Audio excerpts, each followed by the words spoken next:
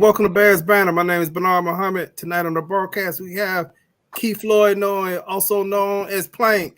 We have Dr. Quick, Alton. We got Guy Moore, Jay Beasley. How y'all doing tonight? Good. Good. All right. I'm trying to fix my skull cap like these chicks be fixing their wigs. I'm trying to I'm good. Trying to make sure it's even. See, that's what happened when you get your PhD. Right. You act a fool. You act a stone cold fool. That's exactly what happens. Yeah. I'm trying to fix my skull. Come on, man. Y'all don't be saying none of them. I'm trying to nah, go ahead.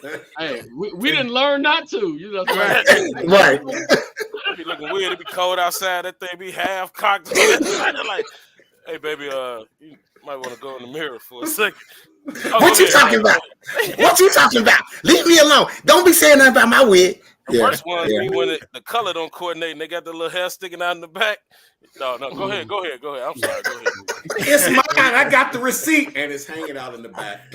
Hey, I'd like to thank everybody who's watching us tonight on Facebook and YouTube. Hey, we're gonna do a seasonal recap. I mean, we got a lot to unpack tonight, and I don't know if we're gonna make it through it, but hey, we'll see how it go. Mm-hmm.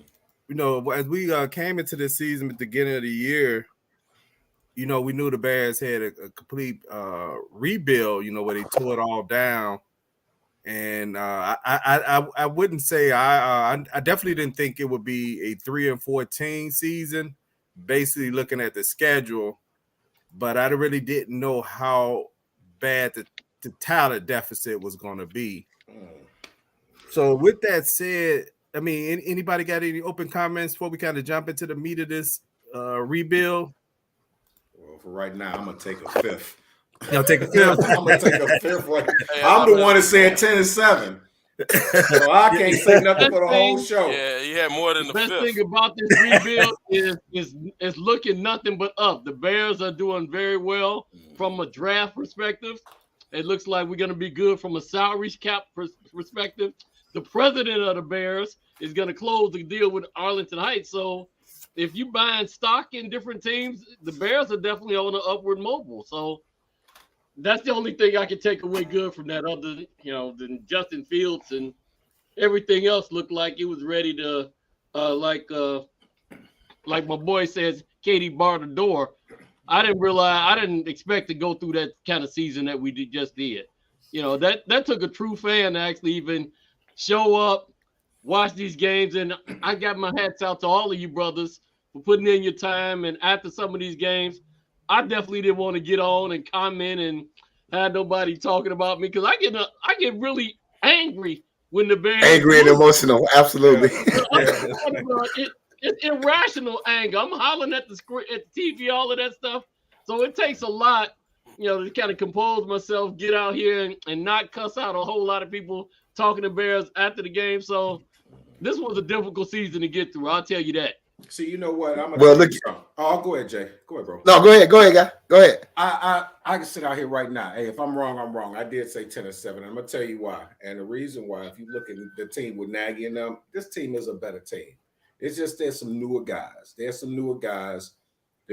lost a lot of players, but the thing that I have a problem with when it comes to sports, people just bandwagon. It's like, I'll give you a perfect case in point with Jordan. Lifelong Bulls fan. When Jordan left the Wizards, I'm like, man, Mike, go bustle, go get your thing. But I was like, skip the Wizards. I could never be a Wizards fan. I follow my guy, but I stay with my team. I see so many people, and I ain't going to say no names, Tom Brady.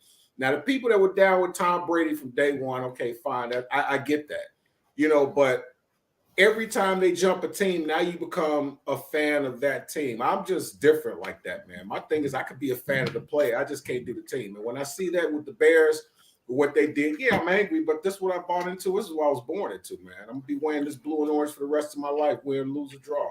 Okay. Hey, I'd like to say happy Black History Month. Got on my shirt celebrating Black History Month. Yeah, Definitely. We Black History every day, though. Every day we Black History. What you got, Jay? I know you said. No, just to piggyback off of what you guys were saying, I didn't think it was going to be a 3-14 season just based on the schedule. But we got to think about it, too. This is the NFL. and you have teams that go from worst to first, Yeah. or not even from worst to first, but worst to second. So it took a toll. It took a toll. Just imagine, Plank, being a season ticket holder. Going out there every Sunday, not knowing what the outcome was going to be, and knowing what the outcome was going to be, but hoping the outcome is going to be different. And, at the same time, I still have to give Eberflus and the team a lot of credit, because 8 of our losses was one-score games. Yeah. So one thing about it, I can say that this team kept us entertained. No matter what happened, whether we felt they was going to lose or not, they kept us entertained. We was still glued to the TV. So, we knew what it was going to be. We didn't think it was 3-14. But at the same time, I give them kudos for even putting up a fight. Mm-hmm. And keeping us entertained doesn't mean it was good. People watch fires all the time. Doing that right there. Hey, man, this is the best season that the Bears have had. I don't know what's wrong with you people. Come on here and say this all the time. When you 10-7 would have put us right back in the middle of being right back where we not being able to change anything. Yeah. Right? We're going through an organizational change. We got a new president, we got a new GM, we got a new coach. Shout out to my doctoral degree in organizational change. So I was able to kind of see what we needed to do. But we needed to blow this thing up and start it over. You look at some of the teams that have been successful, even the Eagles. They had a high contract with Carson Wentz. Had Nick Foles. They had a quarterback controversy with the two of them.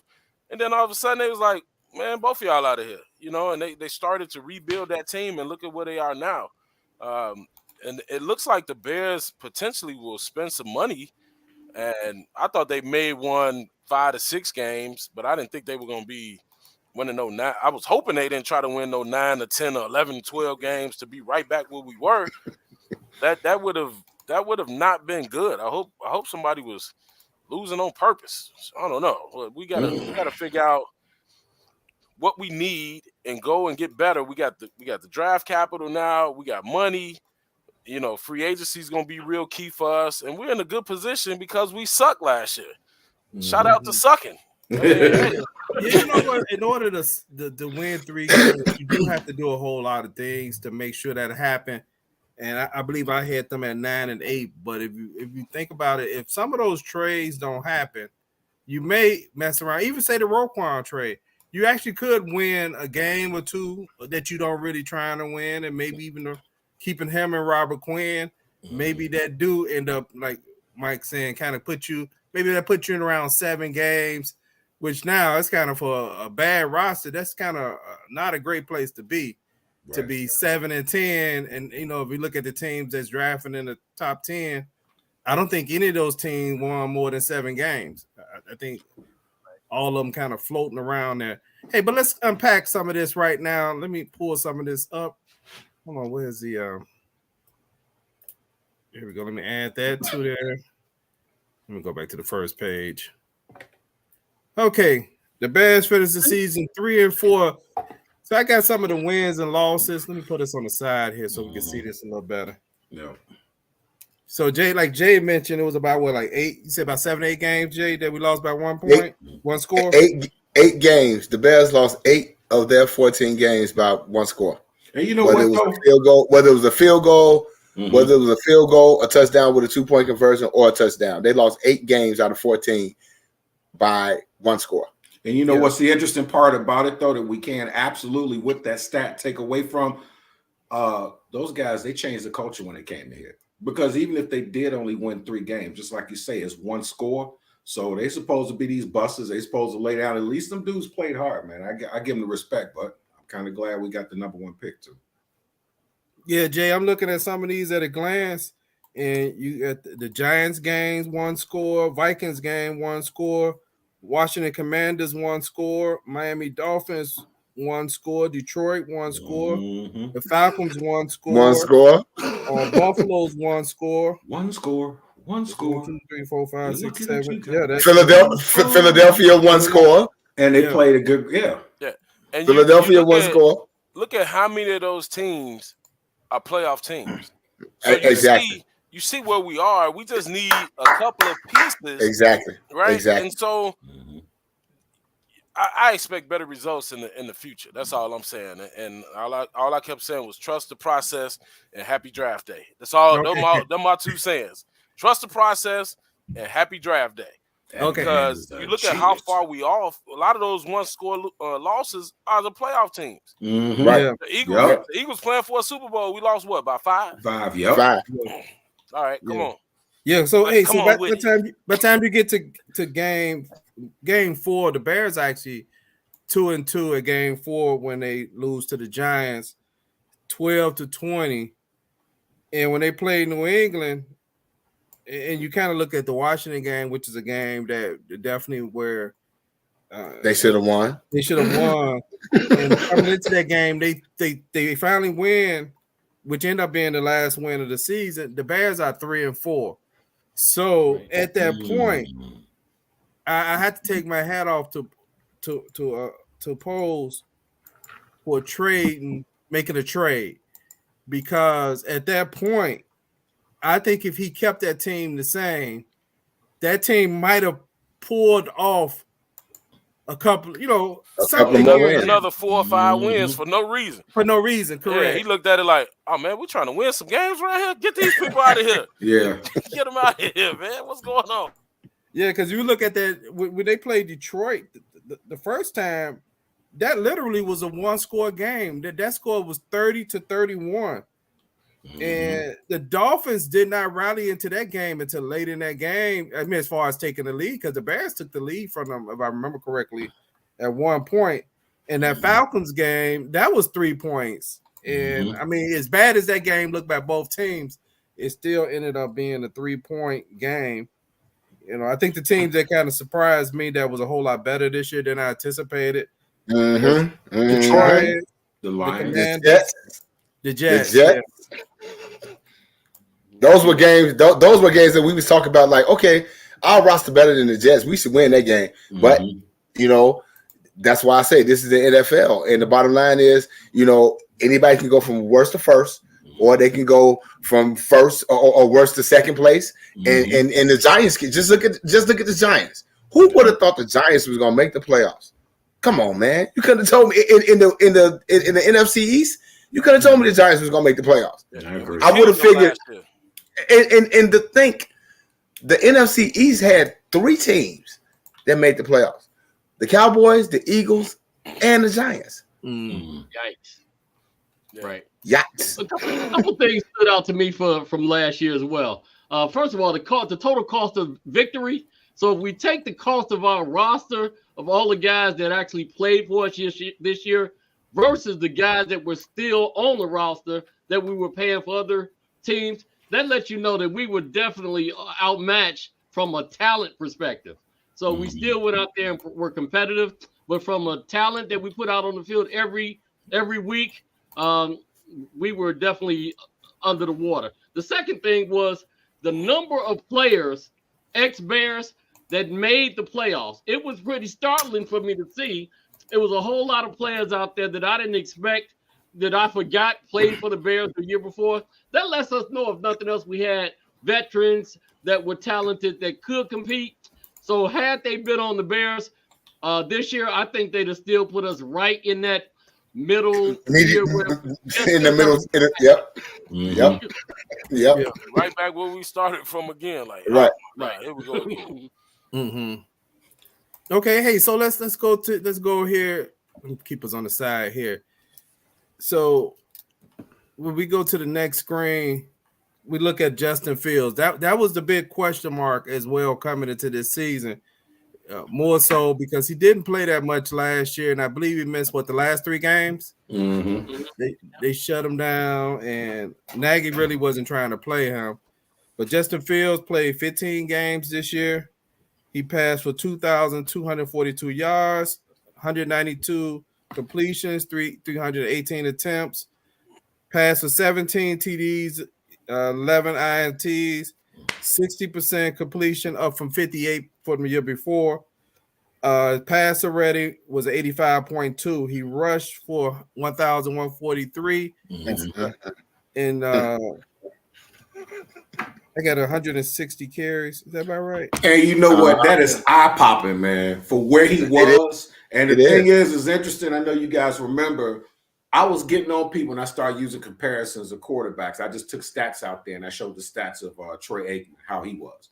When I last checked, Troy Aikman's in the Hall of Fame, got 3 chips. I said, get a guy 20 games. Y'all out here talking about this. Give him some time because that's around the time that he does it.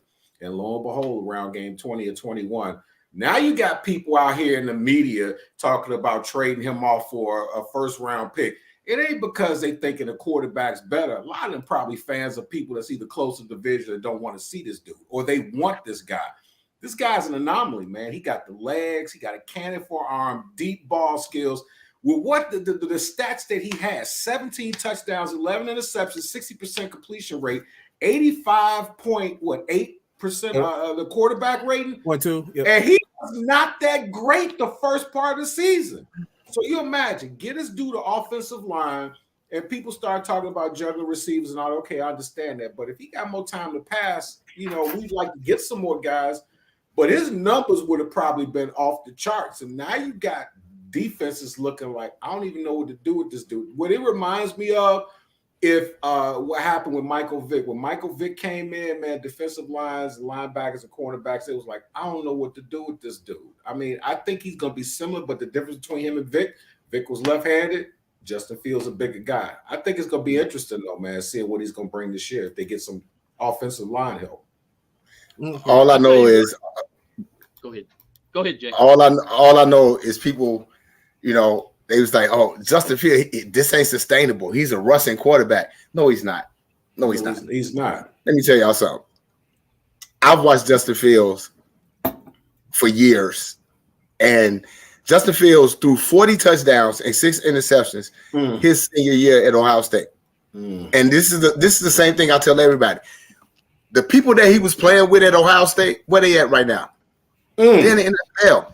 Oops. They are in the NFL. Oops. If you give him what he needs, which is pass protection and some weapons, this dude is going to soar to higher heights. We got our quarterback. We just need to surround him with some players that's actually going to be some playmakers. As much as I like Darnell Mooney, and I'm probably jumping ahead, as much as I like Darnell Mooney, in my vision of the Bears, Darnell Mooney is a number 3.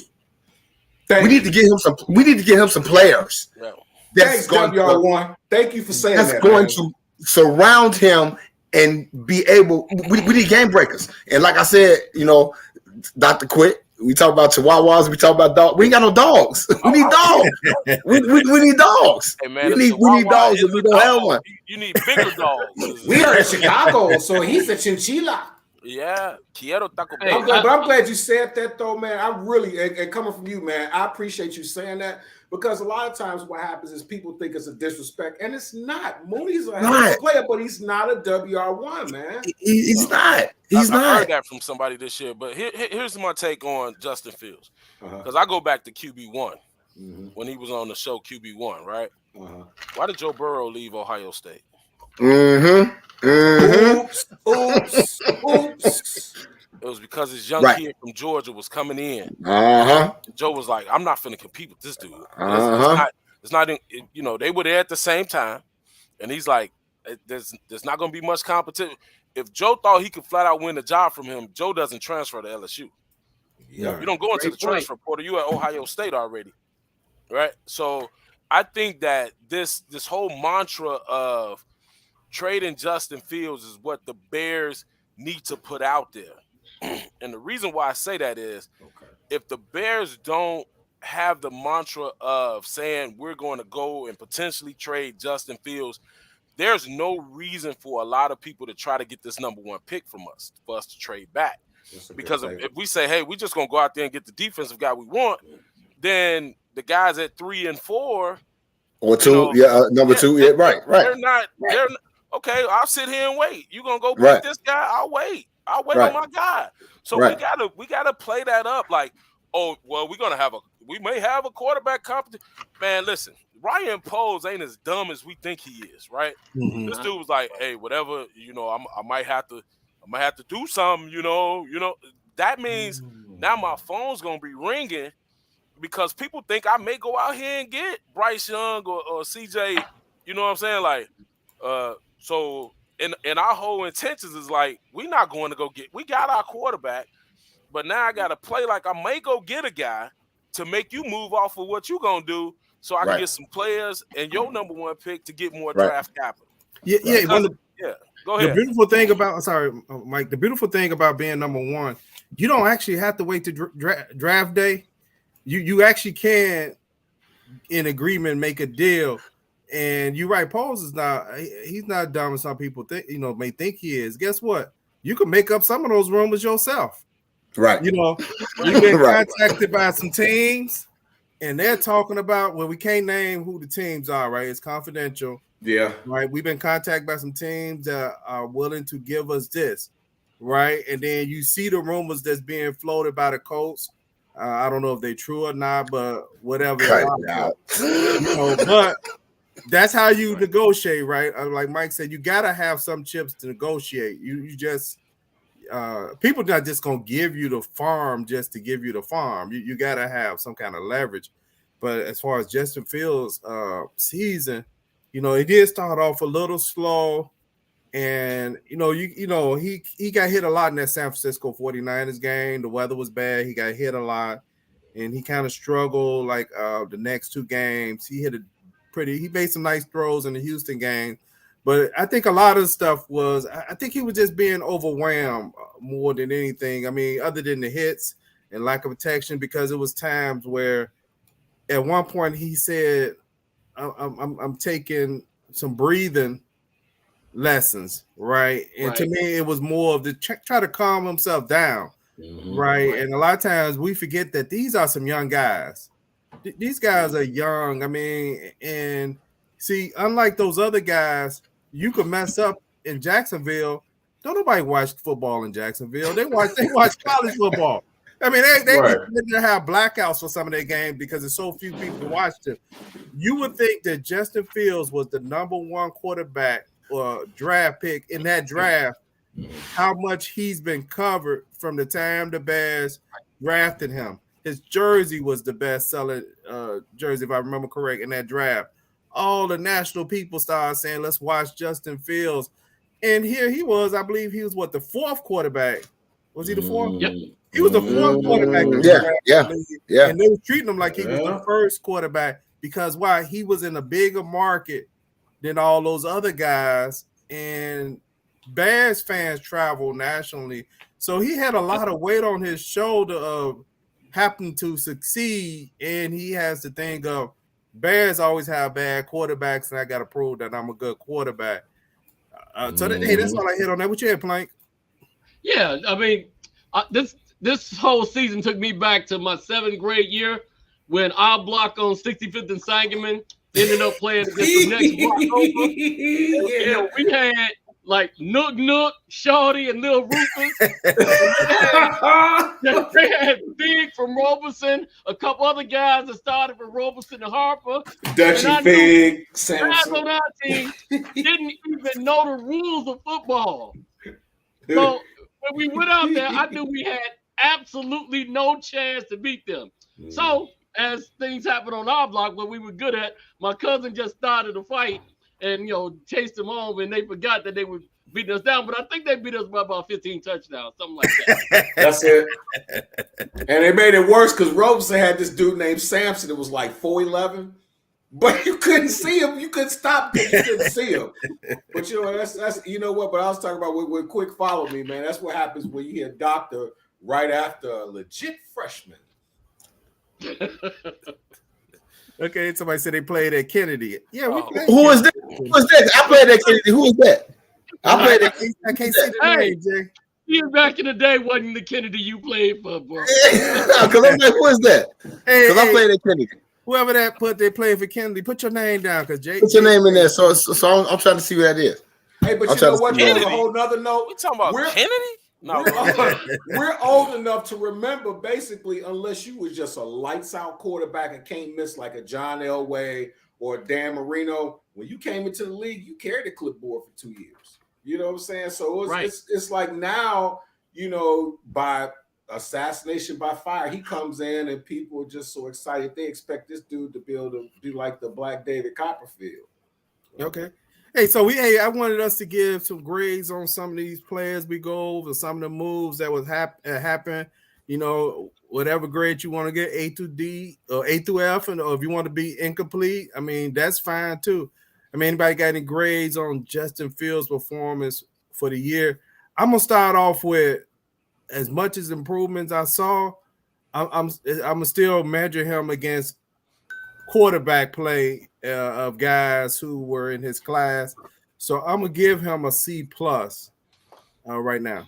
What you say, the quarterbacks that was in his class? In his class or just that year? Because right now, Trey Lance out and Mac Jones and Zach Wilson is terrible. All about the same. Zach Wilson is terrible. Yeah, some of them was F to me. Right? Yeah. Yeah. Well, I will give Justin Fields a B+, just based on the fact of the things that he accomplished this year with the pieces that he has surrounded him. Like you said, he was the fourth quarterback picked in the draft. Mm-hmm. If you look at Trey Lance, I give him an incomplete, who is actually the quarterback that I wanted, quiet as it's kept. Trevor Lawrence took his team to the playoffs. Mm-hmm. Zach Wilson, he sucks, and it's always one of those quarterbacks where they had the underwear derby that moves themselves up in the top. Hashtag Will Levis this year. I would give Justin Fields a B+ for what he did, because last year Nagy didn't want to play him, and he wound up forcing him into action. And this year he didn't have nothing around him. So with the things that he accomplished, I would give him a B+. I hear you. Okay, B+. Okay. I go next. So Justin Fields, I think he did a phenomenal job in some places, but I also think he was a little bit under what he needs to be for the Bears to continue to take that next step. I'm gonna give him a C+. I thought that he did pretty well. He definitely did well from running the offense, brand new offense, brand new regime, trying to get himself in a position where he could be a leader and he can kind of take the entire team on his shoulders. By the same token, he held the ball a little bit longer than he needed to. I don't care who your receivers are or whatever. You need to have that clock in your head in order to get rid of the ball. So as a result, he ended up taking NFL high 58 sacks, as well as his ball security wasn't where I would have expected it to be for a pro level quarterback. He actually gave up 16 fumbles, which made us lose 8 of those on ball returns. So it's nothing but everything's looking up for Justin Fields, but he's not 100% where he needs to be right now for us to start talking about we ready to make it to the Super Bowl next year or the year after that. Okay, I see one of the Facebook users give Justin Fields a C as well. Mm-hmm. Hey, guy and quick, what y'all got any grades on Justin Fields? Hey, I go. You know what? I'm gonna go a C, maybe a B-. And the reason why is because you understand some things he has to work on. But one, of course, look at what he had to work with. Number two, I think a lot of times people just automatically assume that because you were great in college, you had a great team. But you think that Ohio State team he had was basically like an NFL team playing with tuition. So now you get him to come into the league, and it's a whole different ball game. And people just think that, oh, I just got knocked out. Oh, let me adjust. This is what I can't do. Sometimes it's feel. So you know what? On the high end, I'll give him a C. Okay, you give him a C? Okay. Yeah. Yeah, I have the same grade as a C. You see the highs and you see the lows. You see the potential, but it's not all the way there yet. And I'm hoping. Here's what I'm really hoping, because we saw this last year with Jalen Hurts, same kind of similar situation. Mm-hmm. Hashtag Jalen Hurts. Yeah, should have been a bear. Whole another story. We'll say that for another time. Say that for another time. Jalen worked his tail off last year. They said that he was just unbelievable with his work ethic and what he put into his game in the offseason last year, and you see the results of what happened. Hopefully they kind of link up and call each other or something and kind of put together a black football quarterback coalition or something together. And like I said, I really can't put an entire grade on him though until I see, everybody else has weapons. Right.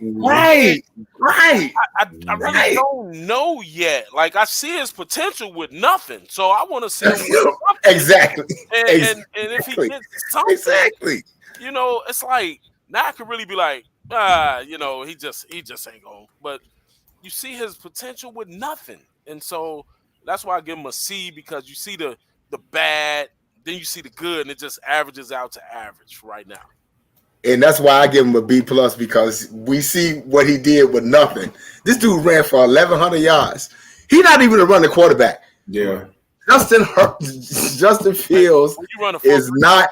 You are running. Justin Fields is not a running quarterback. He's not a running quarterback. This dude ran for 1,143 yards.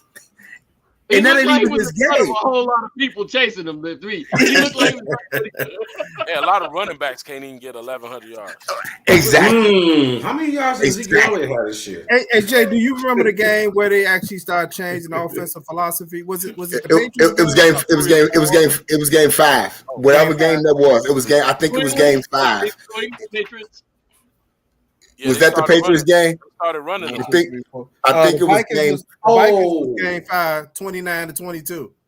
Okay, when was the Patriots game? The Patriots game was game 7.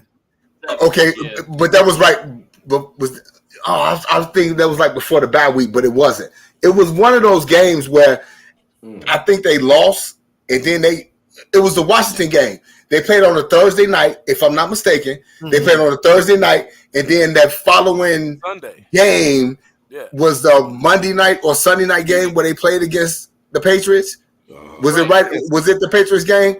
Yeah. But that's when they changed the offense. They was like, okay, you know what, Justin? We need to do something. You gotta let them loose. We ain't got no weapons. We need you to do something. Okay. And they put up 33 points. Hey, and just for show's sake, I'm changing my Justin Fields grade to B- because you want to know why? Ezekiel Elliott only had 876 yards rushing. So I just got to take it to a B- just because of that. Hey, Jay, that was pretty good for a center to get that many yards. So Jay, to your point, after that game, they hit 33 points. The next game, they scored 29 points. They scored 32 points. They scored 30 points. That's when they went on the run. 24 points. They went on a run there. Then the points started to slip off around the Jets game where they got 10, Well, the Jets 19. real I think he missed one of those games right up in there. The Philly. But by that, Philly game was interesting because I was looking at a clip and I had forgot this. It happened in the game where Raddick actually grabbed Justin Fields, and he's a strong guy, and he threw it right off of him. He threw it right off of him. Right off of him. Justin Fields the real deal, man. I'm an Ohio State fan, but I'm gonna tell y'all, Justin Fields is the real deal, and people don't understand. Justin Fields is the real deal. But we need to sell it like we trade. So. But of course we do. and you know what, Mike? To get back to that point when you was talking about the draft, we need to do everything we can to be like, we might take Bryce Young. We need to do that because we're in a position to get him. Yeah. We are in the position to get him, and we need to be able to have somebody to be like, okay, you know what? The Houston Texans might want Bryce Young, but we want Bryce Young too. So let's go up and get ahead of Houston to get the quarterback that we want. That's why I said the best trade is probably with Indy, because Houston. Yes, it is. Here's the position Houston's in. Houston shouldn't trade up, right? Because they have no reason to. Right. They have no reason to. CJ Stroud, and then get another pick at the 12th in the first round. So they got 2 first-round picks. I'm not trading. right? If I'm Yeah. Houston, I'm gonna get one of these two guys, and we just gonna build our franchise around them two guys. Right. Yeah. And Right. so, okay, not interested. You guys go ahead, and everybody else gonna be like, wait, now if the Bears talking about they finna try to get a quarterback out of this, and Houston get a quarterback out of this, Then who's left? who we gonna get? Will Levis. Will Levis. Hey. He's not bad. Hey, what's today's date? February what? The 5th. February 5th. I'm telling y'all. Y'all heard it here first. Will Levis is gonna be the number 1 pick in the draft. That's all I'm saying. Y'all heard it here. Oh my God. The quarterback from Kentucky. He was number 2, so The quarterback from Kentucky. You know that I'm telling y'all. Jay, I wouldn't even be surprised because it's always going to, like you say, once you get to that underwear Olympics. Well, Well, not in Houston. They got a black head coach. They're not going that route. It ain't gonna be Houston. It's not gonna be Houston. Right. Somebody's gonna trade with the Bears, and Will Levis is gonna be the number 1 pick in the draft. Y'all heard it here first. February 5th. Y'all heard it here first. I'm telling y'all. Hey, I got a question. When you guys post on Facebook, can they post their names next to the right? Because I'm like, right? Because I'm like, okay, somebody or something. I'll be like, who said that? Dang. Right. Yeah, so they in the Facebook Bears banner group. Yeah, I know. So what they need to do, there's a thing right at the top that says give permission. Give permission. Right. If they give permission, then their name would show up. Other than that, they have to be on one of our pages. / right. Mike, Dr. Big Daddy Quick, outing. Then you can put all that in there at the end, after the slash, Hey, I like to thank everybody who's watching us on Facebook and YouTube tonight. Hey, where y'all want to go next? We got a couple of things. I know we may run out of time. So if we do, we'll just pick it up on that time. So y'all want to go to players that was traded or released or not re-signed, draft class, or free agency? Let's go draft class. Yeah, let's go draft class. Okay. Because at this point, the people that got traded or released are relevant. They are relevant at this point. So let's go to draft class. Okay. Let's go to draft class. And we ain't talking Brock Purdy relevant either. That's a whole nother subject, baby. That's a whole nother subject. Okay, so hey, let's look at the draft class of the Bears. We and I don't have everybody on here, so if you want to bring up somebody that's not on here, you got everybody that needs to be on here because Doug Kramer don't need to be on here. Sanborn is not up. Well, Sanborn was already here. Was he drafted? No, he was drafted. No, he wasn't drafted. No, he was undrafted. Yeah, he was an undrafted free agent. Didn't they let him go and bring him back too? Yeah, he was a UDFA. Matter of fact, I forgot to put him on here because he wasn't drafted. So, but we could talk about him as a player that was brought on the team. Actually, he would be part of the free agency signings. There was another player that was drafted by the Bears that was picked up by another squad. I think it was an offensive lineman. I don't remember his name, but he was actually drafted by the Bears and ended up playing for another team from this draft class. So I don't even remember the guy's name. He was an offensive lineman, though. So I guess I'll have to look it up from the original draft. But this draft class was a whole lot better than we give them credit for. Hey, let's segue away from this for a second. I see my boy Mike Patterson posted, "Happy birthday, bro. Today is his birthday." Hey, happy birthday, Happy Mike. birthday, bro. Somebody loves you because they named you Mike. They love you because they named you Mike. I'm talking about. Birds of a feather flock together. You said as an offensive lineman. Let's see. Yeah. I don't know who Plank talking about. That the Bears originally drafted. This ain't all of the people that the Bears drafted. I'm gonna have to look up the dude's name. That was a few. It was a few offensive linemen. Zachary Thomas. Here we go. That's Zachary Thomas. Thank you. Yep. Yeah. So I didn't put him on the list because I don't think he played this year at all, did he? Right. He like Mike Jones. Who? Kyle Jordan, well, he was picked up from the Bears practice squad and taken over to another team where he played. I think he played in one game. Oh, okay. Doug Kramer. So hey, so we got starting off the pack. We got Kyler Gordon, who was moved into the slot. He got a lot through at him early in the season. He ended up having a couple of picks. He started laying the wood on people. Yeah. I mean, I thought he did as the season went on. I thought he was one of the most improved Man, guys both as of these far as on the guys, man. defense. Both of them, Yeah. Gordon and Brisker, Mhm. I take both of them. You know, we've been talking Yeah. about them all year. And Yep. as far as them, basically, they've had on-the-job training. Yes. You know, they've had to learn on the job. They're not going to do nothing but get better.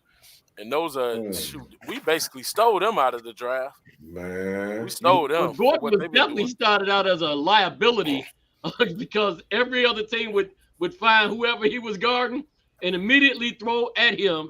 So, you know, he had to, you know, Right. It didn't help that he was trying to learn two positions in this defense either, you know, cornerback and slot.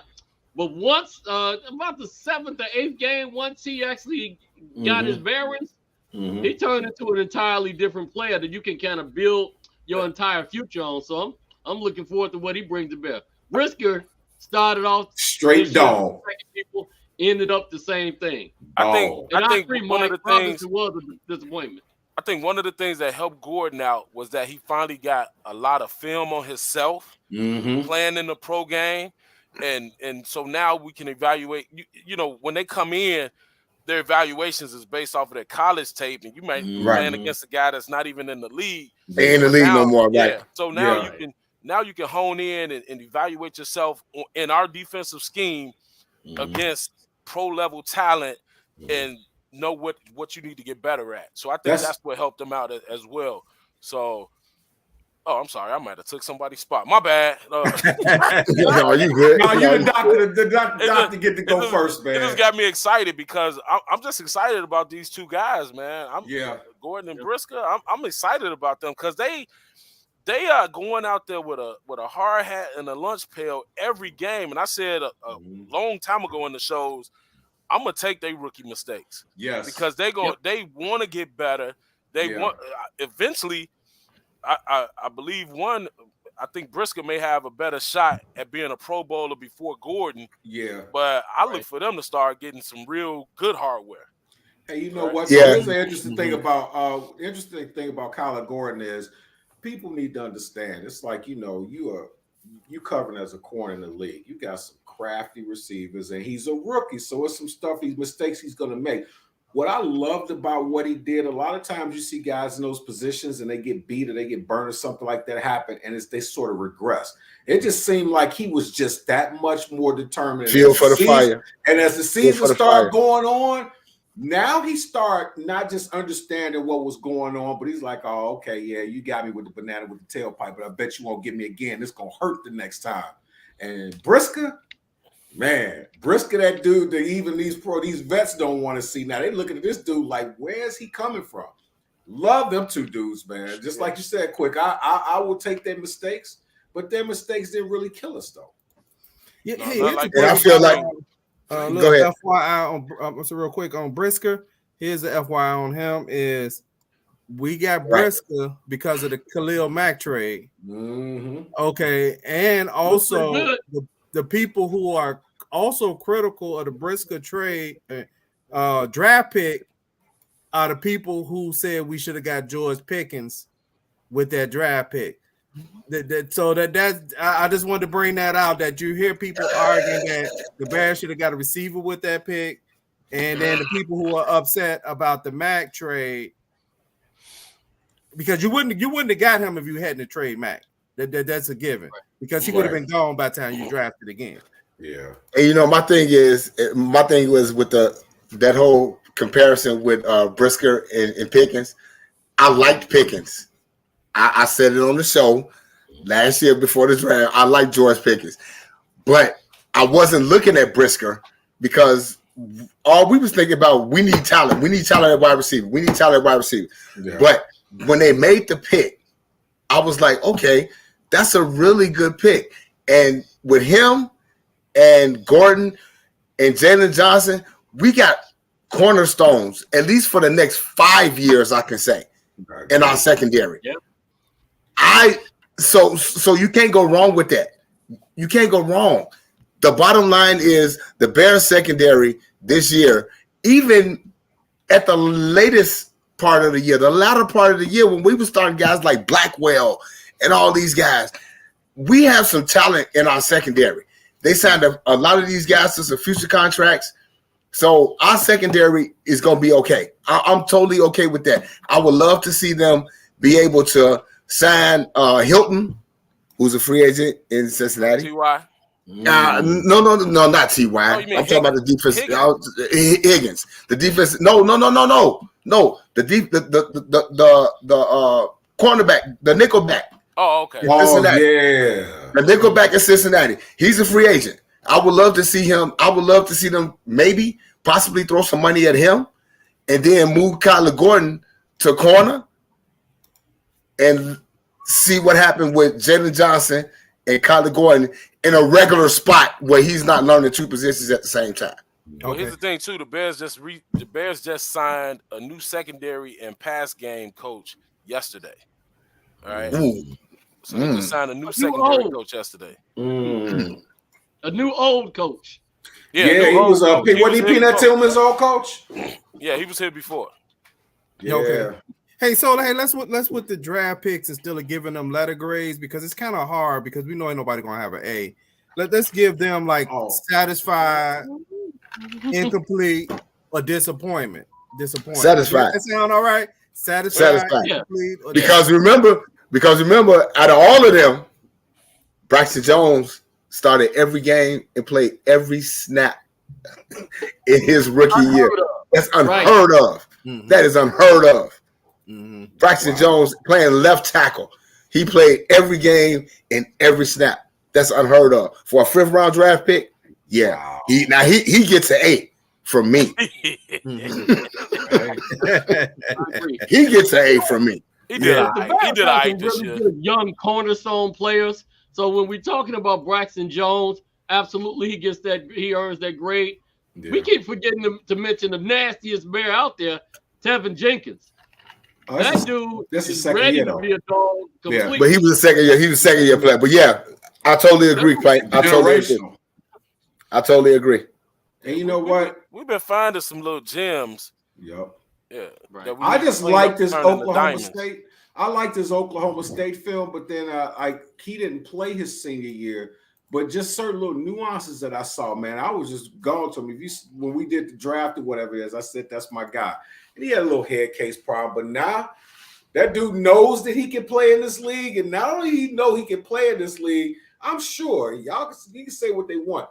I know he sit back and look at that footage like, yeah, I dog walk dudes. It ain't like he's just beating guys and doing okay. He dog walking some vets. So now it's a whole different scheme. I think his mindset is different because I think he was rather immature, but I think he grew up real fast understanding how important he is. And he just got better and better, if that was even possible. Mm-hmm. At a different position. Position. Man. Because we don't even know what he can do at tackle. Right. We don't even know. But he mastered the guard position. Massing people at the line of scrimmage was what he did. So he got good feet. He do. He do. You got a guy with good feet and strength. Right. So of these guys, at a glance, let me put it back on the screen. Felix Jones, F. Oh, I'm sorry. I'm satisfied with Kyler Gordon, Jaquan Brisker, Braxton Jones, and Trent Gill, who's the punter. Who was the punter? Right. Yeah. The punter actually helped them out a lot on field position a lot this season. You didn't even miss. I can't even remember the guy's name from last year who had been here several years. That went to Green Bay. I can't even remember his name now. Yeah, he went to Green Bay. Tristan Patrick O'Donnell. Ebner, I believe I'm disappointed in him. Garbage. I'm disappointed in Dominique Robinson. Yep. Doug Kramer, I'm incomplete as far as Willis Jones. I'm gonna give incomplete. I'm not gonna say I'm disappointed in Dominique. I'm not saying I'm disappointed in Dominique Robinson because he wasn't even supposed to really be playing, and because he wound up having like a good first game where he got like a sack and a half that first game. Everybody was like, okay, Dominique. He was drafted in the 5th round as a project. This dude was I want to say I want to say this dude was a quarterback coming out of high school, and then wind up playing like tight end or something in college, and they moved him to defense. So he was a project. So I won't say I'm disappointed in him, but the other guys, you know, they grades are incomplete. Well, we tough love. We the tough love crew, man. You know what? But I'm gonna tell you right now. I'm gonna say 2 words why I'm disappointed in him. Jack Sanborn. That's the reason why I'm disappointed. Jack Sanborn didn't get drafted, and you got like basically dropped, and they put you right back in. How many players in the NFL go undrafted, and you got a few of them in the Hall of Fame right now? You know. Late round grade on him though. Yeah, they did. Richard Dent.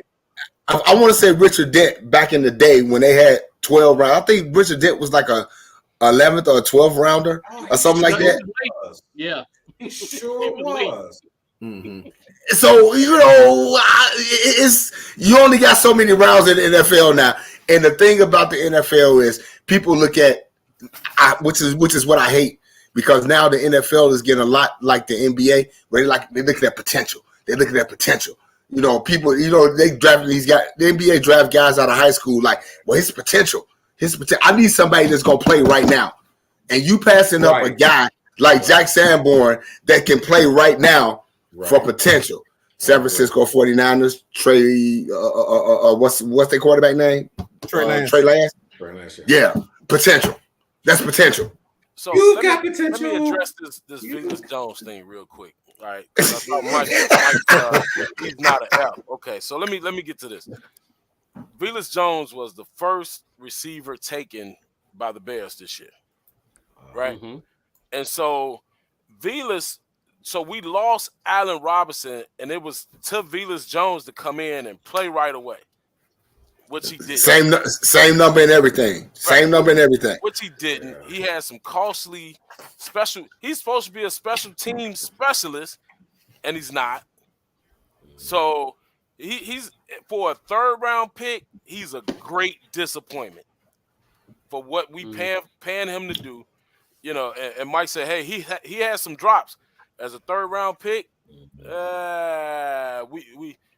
He's stealing money right now to me. I don't know, Mike. I mean, he ended up getting about 29 yards per kickoff return.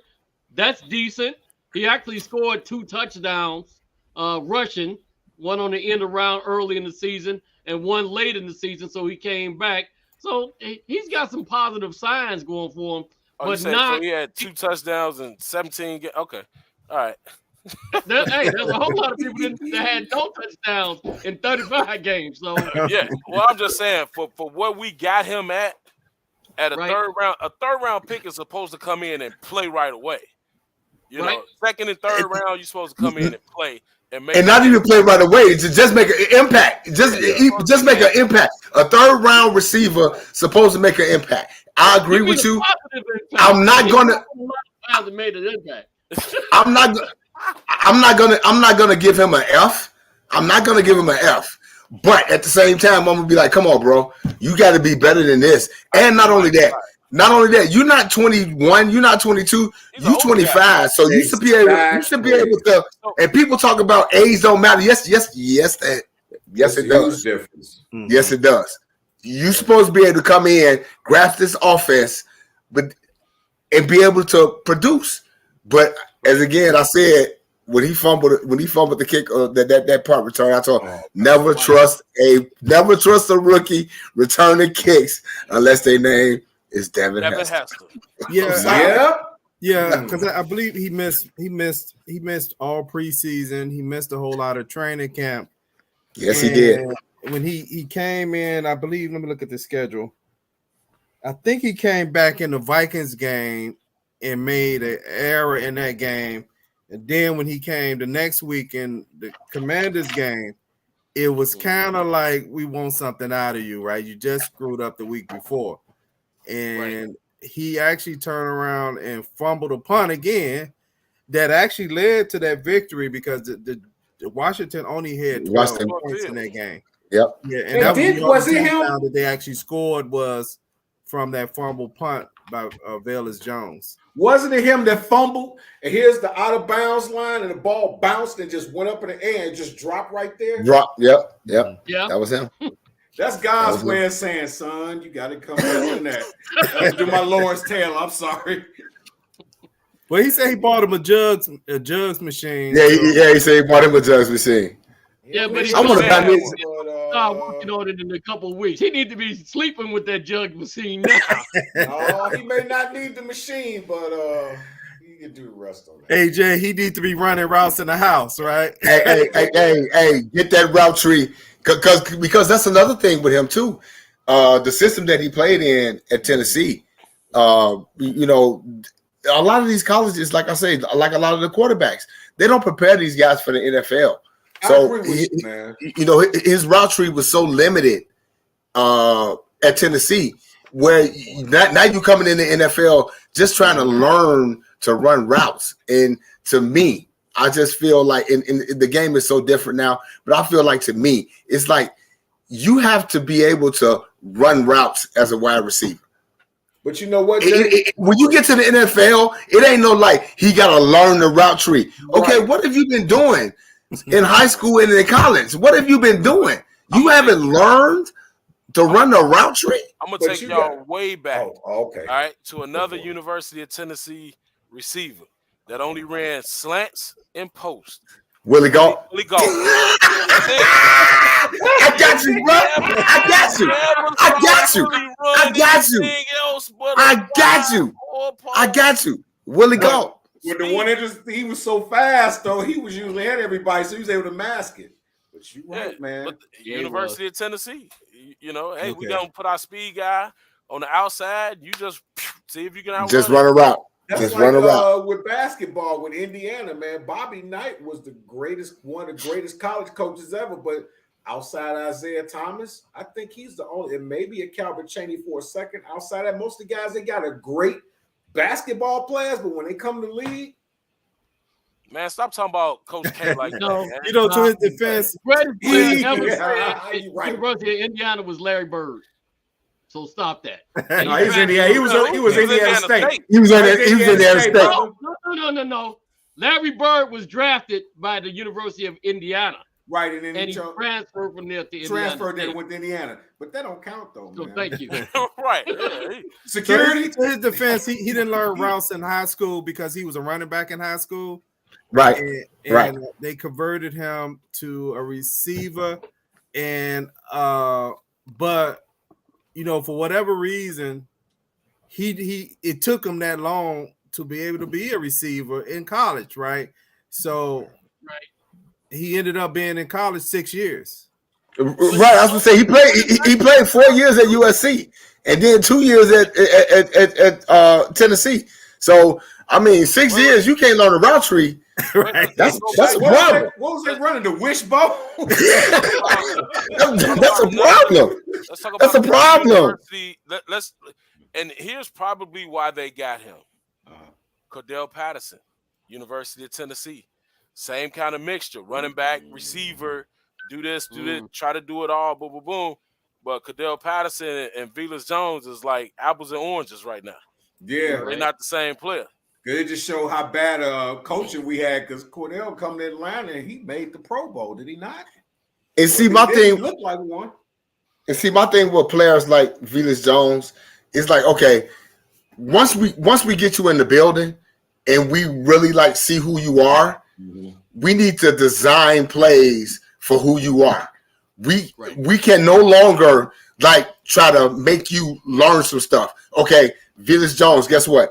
This is a Velus Jones play. You're gonna do this. You're gonna be the number one option on this play. Now, if you're not open, then we'll go somewhere else. But he's the type of guy, and it's early. It's early. He's a rookie. It's early, but he's the type of guy that's like, okay, we are running design plays for you. This is what you're gonna do, and if you're open, you're open. If not, we're not. You know, the pass that he had against Miami, Justin Fields had against Miami, where he wound up catching that like 45-yard pass. That was a Velus Jones play. You know, so come in the huddle, brown nib, Yep. Brown. Yep. They fly on one-on-one. Yep. Right? Yep. That's what it is. And like I say, he's a rookie, so we don't know if he's gonna progress. But right now, he's got a lot of work to do, man. He's got a lot of work to do. A lot of work to do. Yeah, because even when I watched some of his college tapes, his routes were sometimes not real crisp. Even when he was sometimes running like just a skinny post, sometimes the quarterback was actually waiting for him to just get to the right spot. Right? It's like, what are you running? I mean, he almost running like almost like when we was out there playing.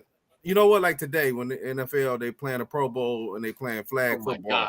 You know, that was a joke. But anyway, but I was about to say like us playing touch football, right? And we just running routes and waving at the quarterback, and the quarterback moving around. That's the kind of routes. Sometimes it seemed like he was running, where it just kind of, when he was in college Tennessee, where he was just so much faster than everybody. Than everybody else. And that's what it is. That's what it is. Right on some of those. That's routes what it is. Yeah. Speed is an asset until I trip you. Man, I get excited. I get excited talking about wide receivers and running routes, man. I'm over here. I got chill bumps. Okay, so Jay, have you been following any of the Senior Bowl stuff? Who's that receiver they got? It's this receiver they got that just right now just popped out of nowhere. And the guy from they were showing the guy from this dude. The guy from Michigan State. I can't call his name right now. Yep, I'm at my job. I can't call his name right now. And I just clicked on it. I took my glasses off. I was like, this dude got some crisp routes. He was working this cornerback, man. The guy from Michigan State. And I have it the next time we come on the show. I can't call his name right now, but that guy from Michigan State. Oh my God. I'm like, okay, you know what? I'm like, this might be a diamond in the rough. Hey, but the answer is Facebook user, right? No disrespect, and no disrespect to Khalil Mack. Yes, resign. Yeah, Khalil Mack. No. Let's see. No. Okay. No. Hey, so let's move right here. Okay, so I'm sorry. Let's insert on the free agency signing. I'm gonna actually insert Jack Sanborn because he will actually be on this free agency signing. Yes, so you sir. got Jack Sanborn, Brian Pringle, Dante Pettis, Chase Claypool, Nick Morrow, N'Keal Harry, Joe Thomas, Michael Schofield, Riley Reef. It was an economist, St. Brown, Alice Leatherwood, Al Qadim Muhammad. For me, the people that I thought were disappointments were Pringle. I know he missed a lot of times. Joe Thomas was disappointing because it was too many times that he was not showing up nowhere in the stats. Riley Reef, so. Brown was, I don't know. I can't really say. What they signed him to be. But you know what? We got the worst Brown brother. I keep telling y'all. The other one, we want Amon Ra. So they talked about when they re-signed him a couple of weeks ago, right? Mm-hmm. His job was to come in and be a special teams player and a run blocker, right? And we're going to throw you the ball when the game's on the line. Like, wait, that's not what we signed him for, you know? So he's supposed to be a special teams player and a run blocker. So I know I was kind of hard on Equanimous. He's our STB. He's our fifth receiver. Yeah. If the Bears play this right, he's our fifth receiver.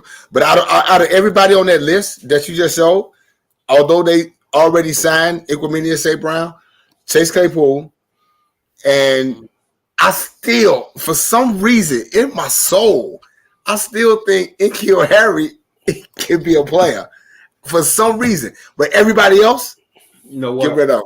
And I will piggyback on N'Keal Harry because, I mean, he came from a devastating injury. And then the psychological portion of it. I mean, even if somebody tell you you have an injury like that, still to the back of your mind. Let's see what happens this year.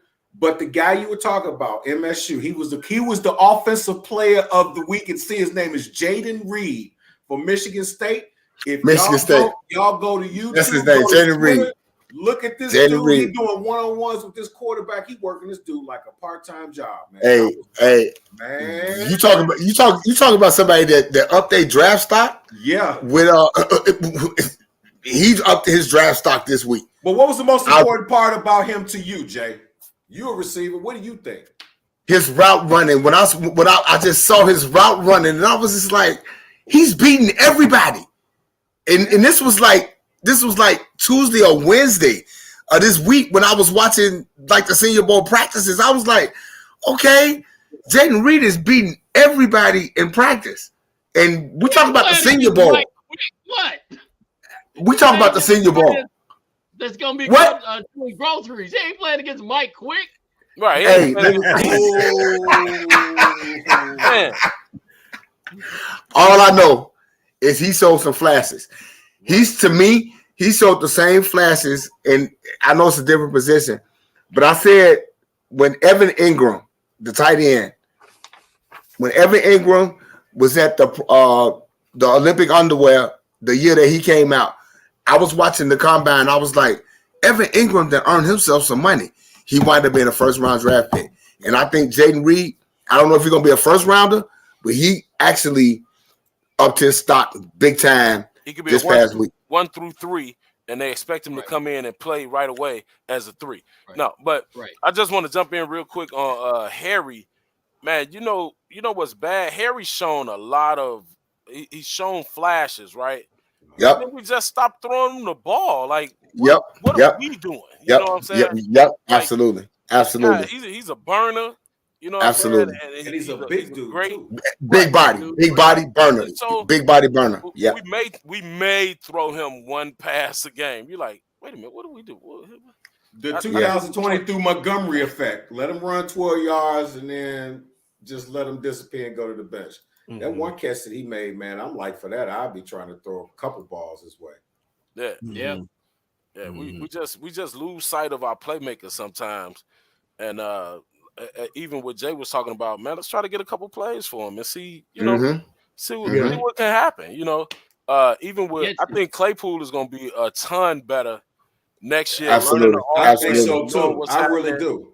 And it's hard, especially not being a defensive guy can come in and know, this is my gap, this is my assignment. I blitz on this, and they can even call it in, be like, "Hey, bro, you blitz through the D gap this time." Yeah. But an offensive player got to know the scheme, what's going on, what people need to be at, what the soft spots in the zone are, and everything based off of the plays and all of that. Right. And I don't think you can really get that from a receiver like that late toward the season. In season, absolutely, absolutely. It's not going to be effective. But I'm gonna tell y'all, in a perfect world, in the perfect world, you get a draft pick, Claypool, Mooney, Harry, and Equanimeous St. Brown. That's your 5. You roll with that. That's my story, and I'm sticking to it. Man, we need Jones. No, he's a special team player. He's a special team player. He makes the roster just based on special teams because you only carry 6 wide receivers.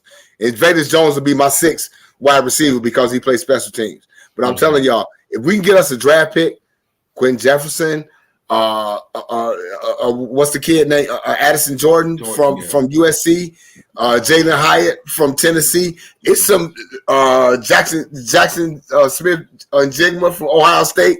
If we can get us one of them to pair them with a Claypool, a Mooney, a Harry, and an Equanimeous St. Brown, we got a wide receiver core. Okay. Hey, Jay, I agree. Looking at this list, I'm going to Smith out of Minnesota, the center. He has been plowing over people. Yeah. So that short of the middle of your offensive line.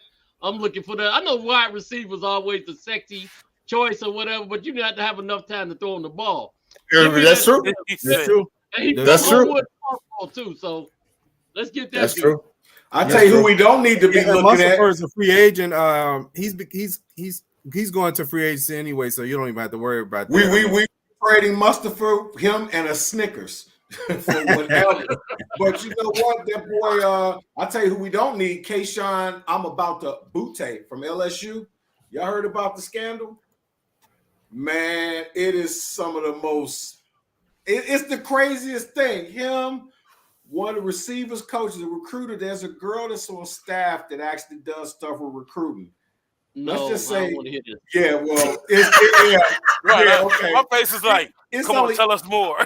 dude, they went out here and let's just say they did a show like Don Cornelius on her, and you wonder why he didn't play in a money game. He was talking about, I'm coming back to LSU. Then after all this stuff comes out, they said, well, the coach says, well, I can't really say why, but let's just say he's not going to play in a bowl. It was a bowl game. And come find out he was dismissed. And instead of coming back, now he's declaring for the draft. But we'll talk about it after we get off air. But it's interesting, dude. Yeah, I think from the little bit I heard, there's nothing criminal gonna come out of it. So no, it's not. Yeah. Was he getting massages? Happy. Well, That was such thing as criminal stupidity too, though. So, Right. Absolutely. Yeah, sometimes you got to worry about people's judgment, right? Mhm. Stuff is not criminal. But of this group, the only body that I see that I would bring back, definitely Claypool. I mean, he's under contract. I would kind of look at N'Keal Harry, and of course Jack Sanborn would come back. That's done. Yeah. I'll bring They need to get EQ. him a I mean, I know contract, this guy EQ. If I got everybody, I'll bring EQ. Pettis might be a special teams guy if I determine that Vail is not going to make the team. I gotta have somebody who can fill the ball because we need a punt returner. We need a punt returner. Yeah, we do. We need a punt returner because it's a possibility. You don't know, they could actually cut Valis. You know, didn't Harry return? No. Harry's not a returner. Oh no. You know what I'm thinking no. about? I'm thinking about the running back. That back. They put Ebner back there to Tristan Ebner, the other guy, running back 24. The running back. Khalil Herbert. Yeah, Khalil Herbert. Okay. Yeah.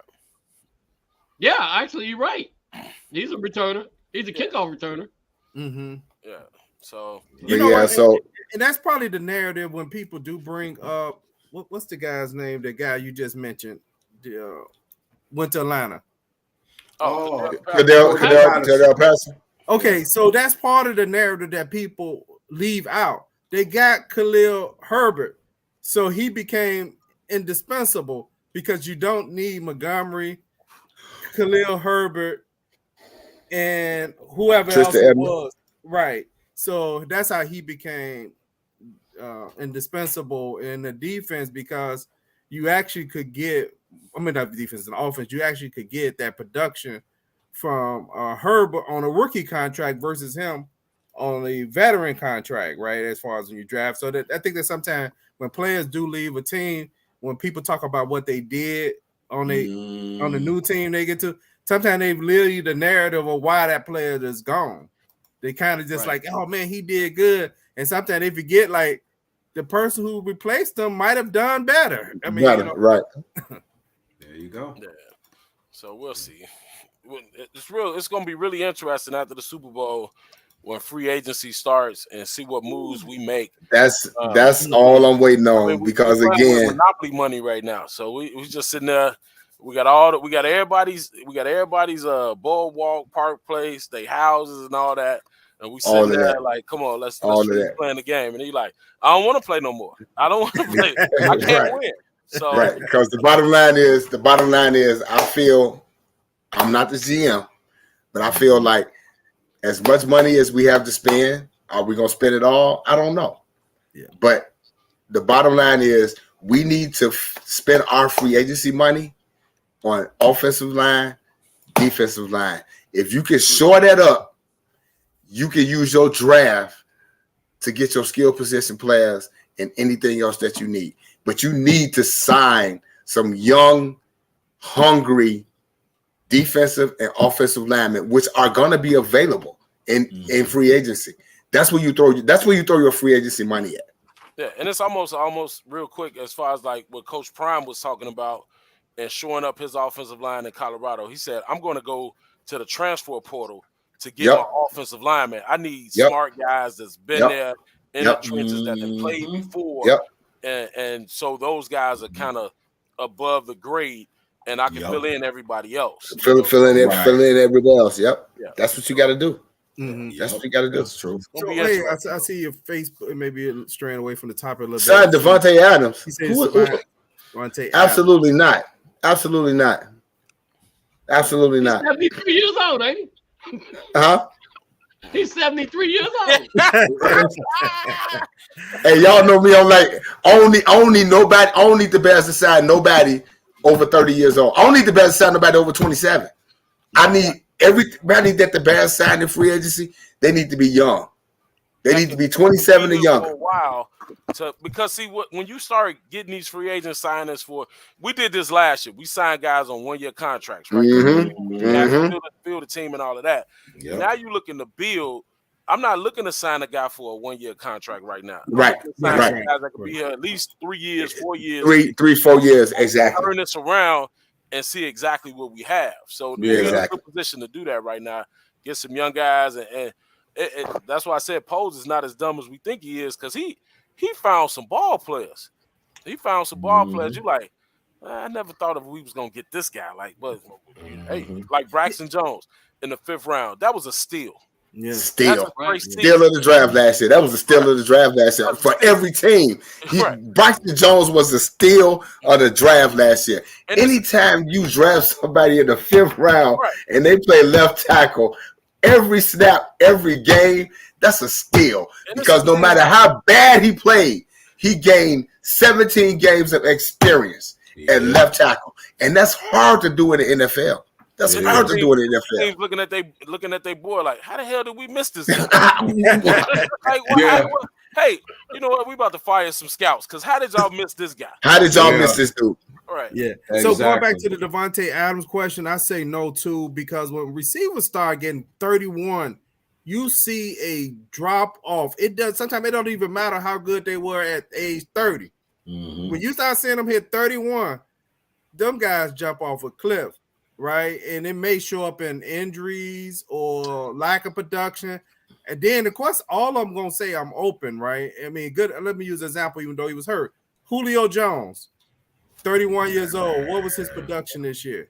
It wasn't really that much of anything going into this year. But the problem you also had to look at is when we start talking about signing guys like him, it's not that he's not going to have a good year next year. We don't know. But look at the kind of contract you would be taking on.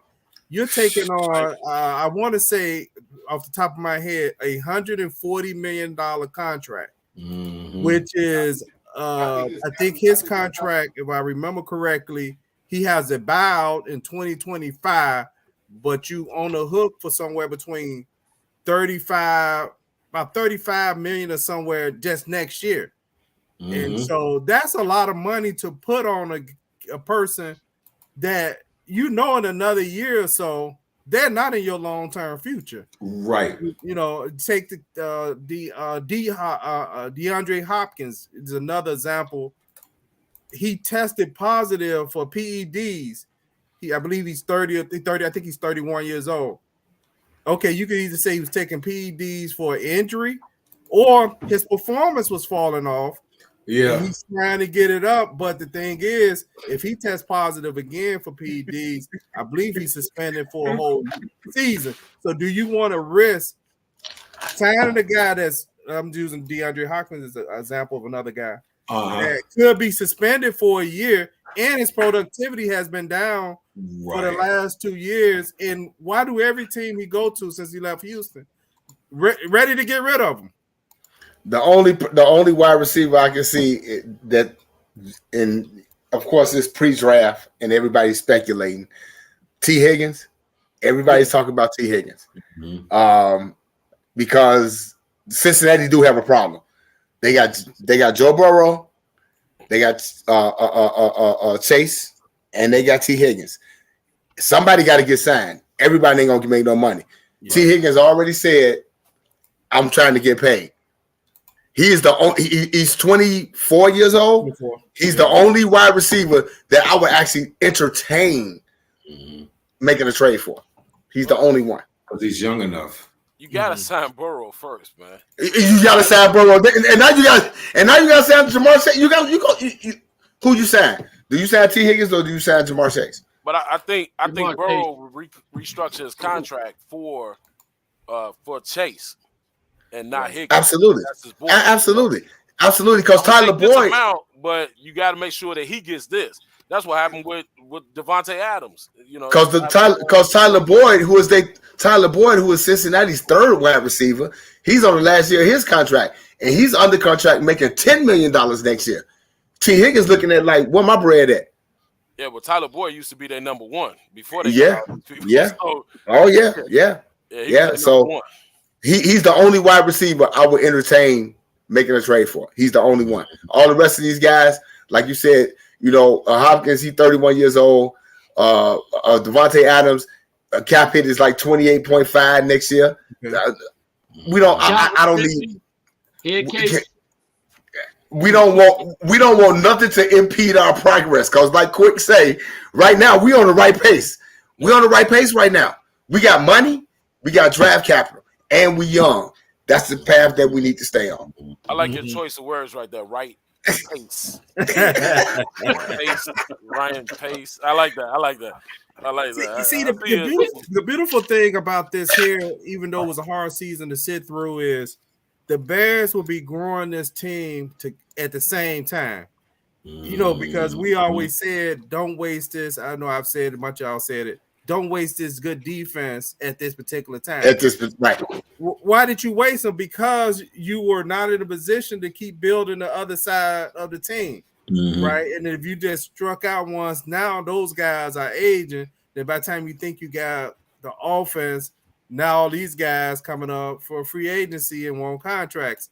Right. Who you gonna pay? In this case, you could be like the Bengals, which is a good problem to have. Everybody, right? Nobody's contract is up yet. Right. When they come up, they come in. Right. One is 1 year, one is 2 years after that. Another guy's a year after that.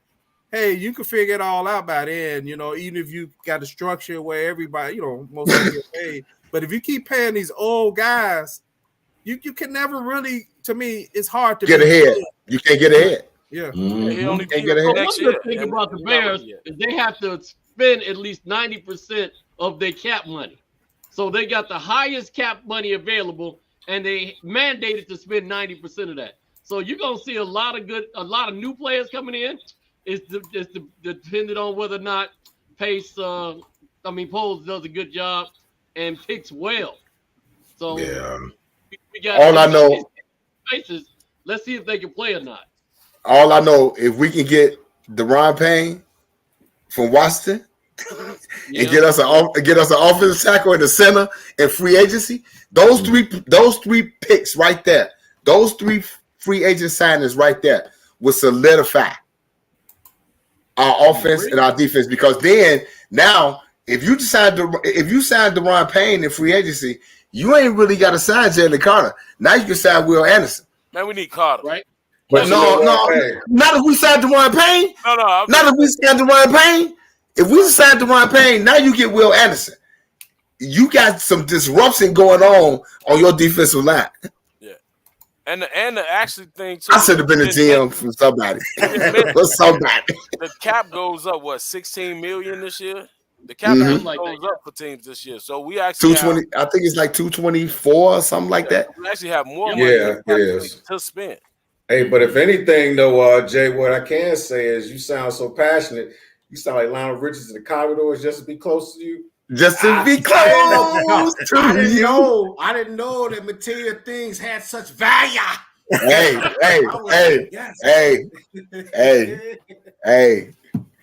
I'm going Eagles. Absolutely. A little long tonight, but let's just keep going and wrap up this last question on. Okay. I see Notorious TBG said, who you have, the Cheeks or the Eagles? Well, because Plank said the Eagles. I went to the Howling Halls of Swoopville, so I have to go with the Eagles. Hey, y'all know hashtag Jalen Hurts. I've been on that since forever because he should have been a Bear a long time ago. But I got to ride with my guy Jalen Hurts, man. I've been a fan of his ever since he was at Alabama, transferred to Oklahoma. Jalen Hurts, and I'm an NFC guy. And the only time I root for the AFC is when the Packers in the playoffs, and it don't happen too often. And I hope that this Yeah, turns I'm gonna have to go to top Eagles defensive too. line, top offensive line, all against, and Jalen Hurts all against just Mahomes. So that's a whole lot to put on one man's back. I know he's Superman, but he's got to bring a whole lot of stuff to this game in order for Kansas City to go away with the Super Bowl trophy. And not only that, they had so many injuries. They had so many injuries in that AFC title game. They had so many injuries. So it's like, who the hell he throwing the ball to this week coming up? Right. And you know what? Whoever your opponents are in the playoff, those are your opponents. But I would say the Eagles defensively have steamrolled their opponents. I don't think any team in the playoff got more than 7 points on them. So that's momentum. Like I said, whoever your opponents is in the playoff, that's what it is. I know some people say, because that was this team. It doesn't matter. When you go to the playoffs, those teams earn a spot in the playoff, and this was the second week since they had a bye. Nobody got more than 7 points. So they got a momentum going in there. Then you got the intimidation to me of a player who knocked out both quarterbacks in one game. How often do that happen? Hassan Reddick is a beast. Not by the same player. Hey, I'm gonna tell you something. Anytime you got 4 players on your defensive line that's got double-digit sacks, you got 4 players on your defensive line that's got double-digit sacks. We ain't even talking about Robert Quinn. How many snaps Robert Quinn played since he been in Philadelphia? Can't even get in. You got 4 players on your defensive line that's got double-digit sacks. Come on, man. So I'm going to go with my old saying in picking this game. The Qs never lose. So Qs never lose, and the bros know what it was. You know what I'm saying? So I told y'all when they played San Francisco that Riddick was going to cause havoc. Havoc. And the problem with this is that this dude, he reminds me of Micah Parsons. Those two are the same. They the same person. They just.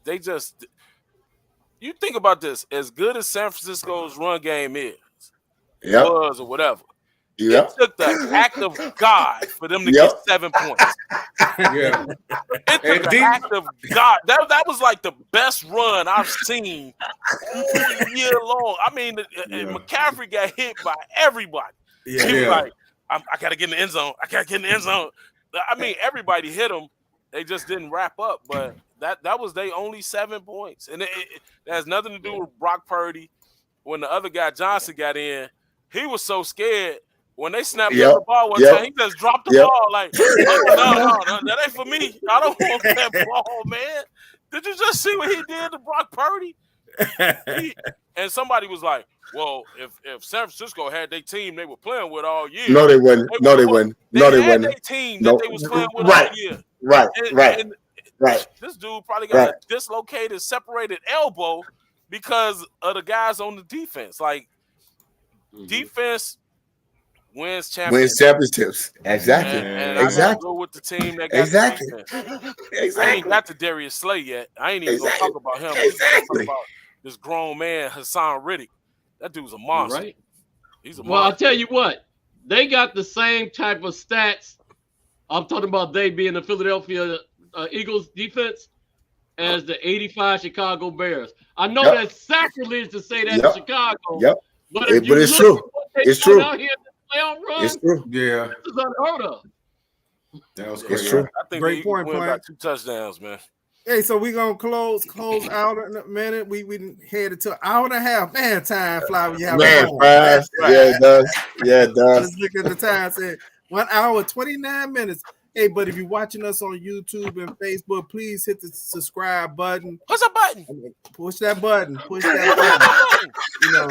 Help us grow the Bears banner subscription list. I mean, I think we picked up about 300 subscribers this season. So that's what's up. Thank you all who follow us, and really support this program. It's very appreciated. I don't know if we're gonna do anything for Black History Month because last year we did a groundbreaking 4 we did on Black History Month, but we did 4 shows, and between those 4 shows, we had about, I think, 8,000, somewhere between 7,000 to 8,000 views, which is, for a show like ours, I mean, that's amazing. I love it. And, and when I say a show like ours, I mean, we talking sports, but we went into a format talking history. And to get that many people to watch and for tune in format and tune in, and those shows were, most of those shows were 2 hours long almost, and people hung in there. Like I said, we had almost between 7,000 to 8,000 views of those shows. So we might do something. I don't know yet, but anybody got anything else before we close out for the night? No, go Eagles. Okay. Happy draft day, people. I'm Happy pumped. draft day. I'm pumped. Happy draft day. All right, Right. peace. Peace.